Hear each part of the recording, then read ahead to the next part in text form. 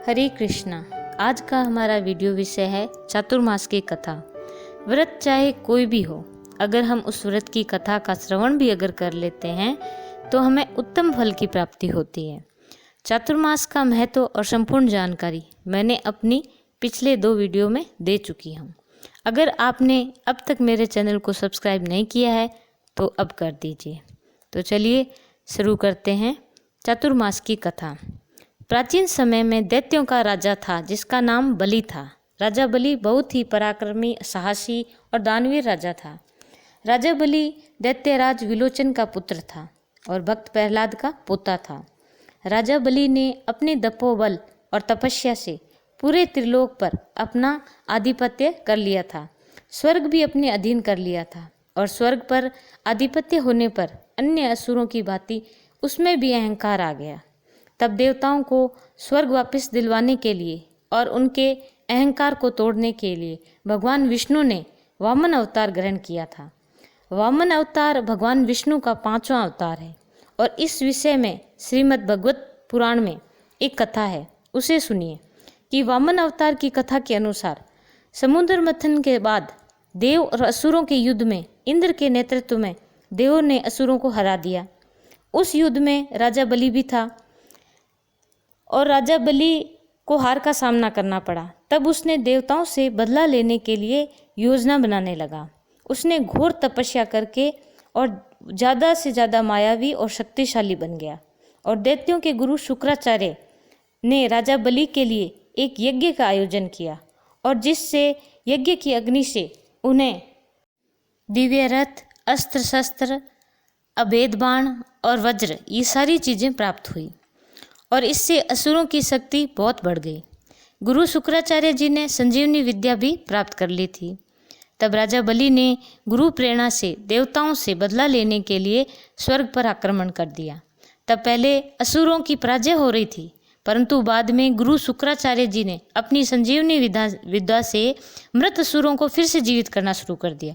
इस प्रकार असुरों की पराजय जीत में बदल गई और उनका अधिकार स्वर्ग पर हो गया। तब राजा बलि इंद्र के सिंहासन पर बैठ गया और अपने आप को इंद्र घोषित कर दिया।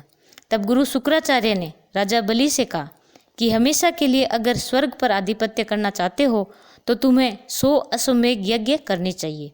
राजा बलि ने गुरु की आज्ञा पाकर अश्वमेध यज्ञ करना शुरू कर दिया। राजा बलि, जो कि बिना अमृत पान किए ही अजयी और अमर बन जाता है, क्योंकि उसके पास कई वरदान होते हैं जो उसने घोर तपस्या करके प्राप्त किए थे और गुरु शुक्राचार्य की संजीवनी विद्या भी उनके पास थी। जब देवताओं के राजा इंद्र को यह पता चलता है कि राजा बलि अश्वमेध यज्ञ कर रहा है तो वह इसे रोक भी नहीं सकता और इस यज्ञ के परिणाम स्वरूप स्थायी रूप से स्वर्ग पर दैत्यराज बलि का आधिपत्य हो जाएगा। सभी देवताओं पर फिर से एक बार घोर संकट आ जाता है।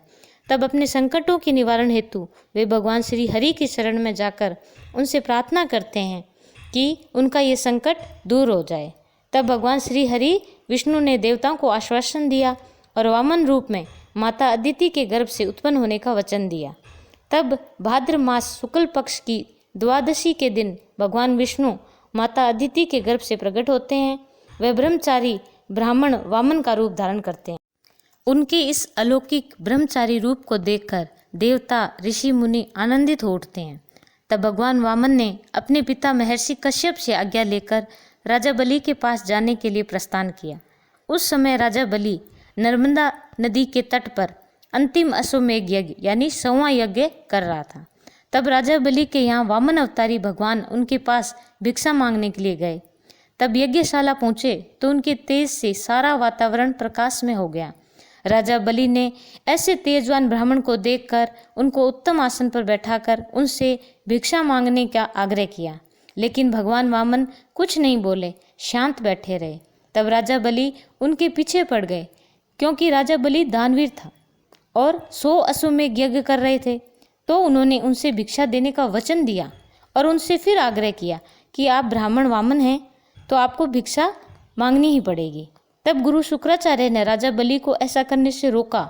उनको बताया कि ये वामन कोई और नहीं, भगवान श्री हरि ही है, ब्राह्मण वामन अवतार में आए हैं। लेकिन राजा बलि अपने वचन पर अडिग रहे। तब वामन अवतार श्री हरि ने उनसे 3 पग धरती मांगी। बलि राजा ने संकल्प लेकर उनको 3 पग धरती देने का वचन दे दिया। तब वामन अवतारी भगवान श्री हरि वामन से विराट रूप में आ गए। उन्होंने एक पग से सारी धरती और दूसरे पग से सारा आकाशीय ब्रह्मांड नाप लिया। तब श्री हरि विष्णु भगवान ने राजा बलि से कहा कि अब मैं तीसरा पग कहाँ रखूं, और अगर ऐसा मैं नहीं करता हूँ तो तुम्हारा अपयश हो जाएगा। तब राजा बलि बिना सकुचाए बोले, प्रभु तीसरा पग आप मेरे मस्तक पर रख दीजिए।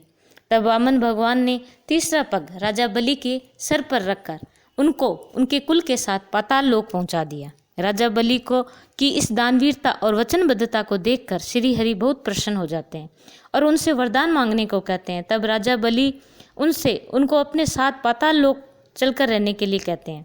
तब भगवान राजा बलि के यहाँ चले जाते हैं।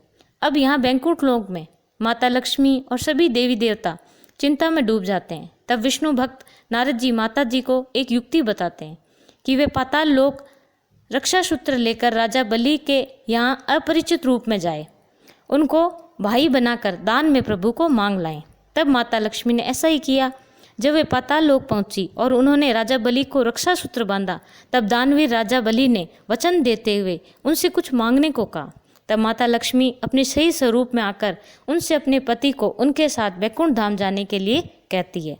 तब राजा बलि उनसे प्रार्थना करता है कि बहन और बहनोई, आप कुछ समय के लिए मेरा आतिथ्य स्वीकार करें।